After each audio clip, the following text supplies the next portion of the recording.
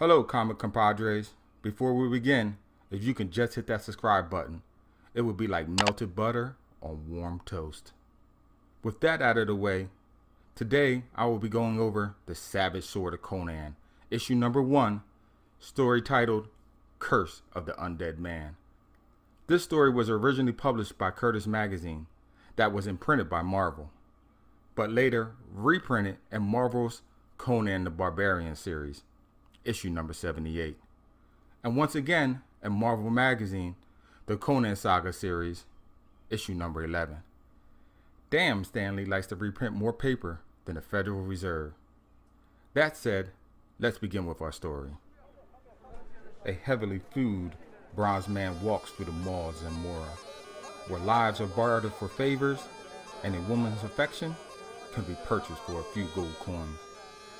At his approach, the woman of the entrance at the bordello solicits such favors.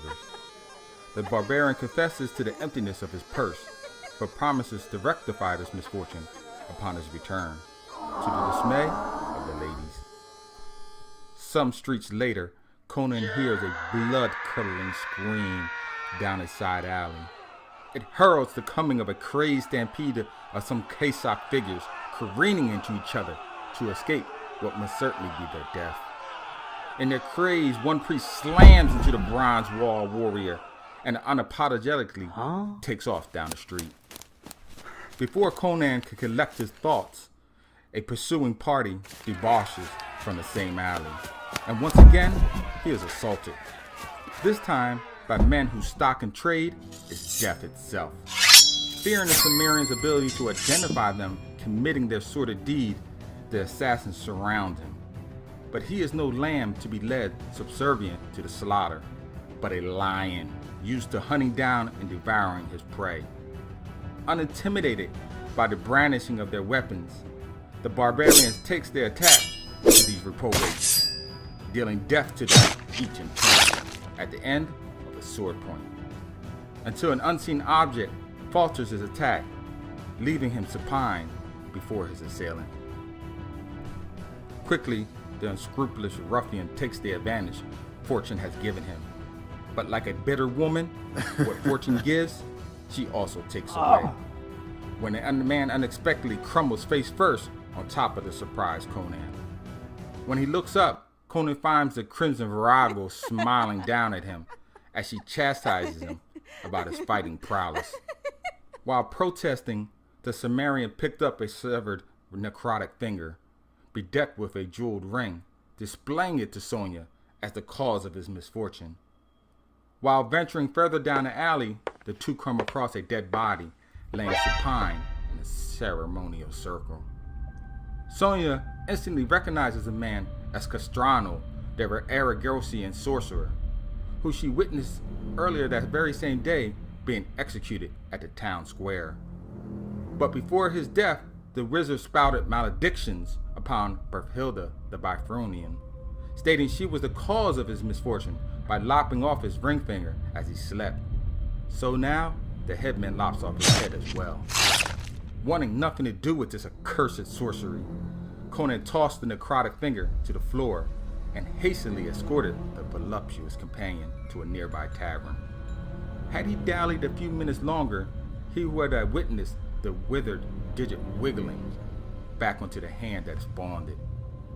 Later, in a sordid tavern not far away, Conan and Sonya catch up on some old times when suddenly they are interrupted by an alehouse wench looking to settle a debt with the barbarian over some services she had previously rendered. Sonya, displeased by the interruption, clouts the wench before sending her on her way back to barter her body to some other patron. As the two heroes continue their conversation, a heavily cloaked Cossack figure enters the establishment to gather some information from the proprietor in regards to Berthilda's whereabouts. As the cloaked patron leaves, Conan's blood grows cold as he recognizes the ring on the robed man's finger. This time, the digit attached is not necrotic or wizened, but healthy and alive. Just then, the tavern doors swing open, revealing the alehouse wench with the city's constables in tow. Not wanting to get arrested in affiliation over the dead bodies found in the alley, the two warriors meet the Kingsmen with sharpened steel. The pair hack and slash until they overturn a trestle table onto the guards as they escape out of a fenestrated egress in the back, just in time to elude enforcements. Conan, curious about Castrano's apparent resurrection, approximates the wizard's destination. Upon arriving at Berthilda's home, Conan discovers her manservant dead body sprawled on the floor. Entering a back door, the two descend a winding stairs to interrupt a demonic ritual. Immediately, Conan mounts an assault by burying his sword point into the wizard's chest as the Crimson Virago dispatches his minions. While standing triumphant, Sonya is taken unaware by a clawed hand reaching out from the abyss. Conan, fighting off what seems to be an immortal foe, hurries to her aid, leaving his back open to attack. With a lucky swing, the Cimmerian severs the Morning Star and the jeweled ring from the wielder, killing the wizard instantly, thus revealing the secret to his mortality. Conan quickly hurls the sorcerer's body onto the beast in the pit, and then turns the winch, slamming the lid down on the deep abyss. During their escape, Berthilda rebuffs Conan's help, only to traverse back into the House of Slaughter. As the two depart, Sonya discloses to Conan that the hand that he has severed clawed back into the pit after its owner, giving a third chance to Castrano's resurrection. The barbarian states, from here on out, Berthilda is on her own. She can have that accursed ring. He has had enough of this necromancy. I hope you enjoyed this episode, viewer, because I love Conan so much, you bet he will be in future adventures. Also, sometimes I just get tired of spandex heroes. There's so much more comics have to offer than just the Caped Crusader. In future episodes, you can bet I will be wandering off the beaten path. Also, make sure you read this comic if you get a chance, because due to time constraints, some panels were omitted, thus the story as well.